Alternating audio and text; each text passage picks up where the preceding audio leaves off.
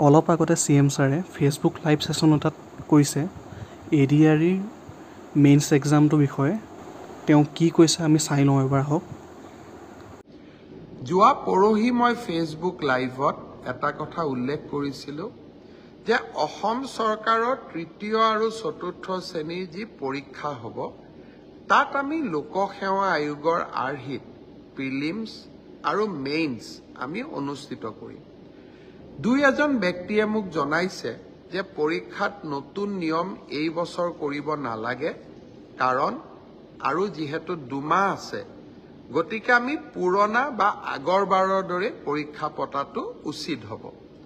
আমাৰ চৰকাৰখনে সদায় ৰাইজৰ কথা শুনিবৰ বাবে চেষ্টা কৰে কাৰণ আমি বিশ্বাস কৰোঁ লাও যেনেকৈ পাতৰ তলত থাকে চৰকাৰো ৰাইজৰ তলত থাকে, ৰাইজৰ ঊৰ্ধ্বত নহয়।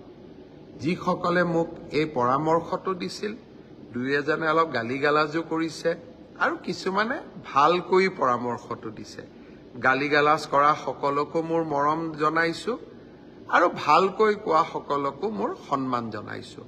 আপোনালোকৰ পৰামৰ্শ অহা 2-3 দিনত আমি বিবেচনা কৰিম আৰু যিহেতু পৰামৰ্শটোত মেৰিট আছে যে হয় 2 মাহ থাকোঁতে পৰীক্ষাৰ পেটাৰ্ণ এটা সলনি কৰিব নালাগে, বিষয়টো আমি ডেফিনেটলি আমি বিবেচনা কৰি অহা 2-3 দিনতে আপোনালোকক ইয়াৰ সিদ্ধান্তৰ বিষয়ে মই অৱগত কৰিম।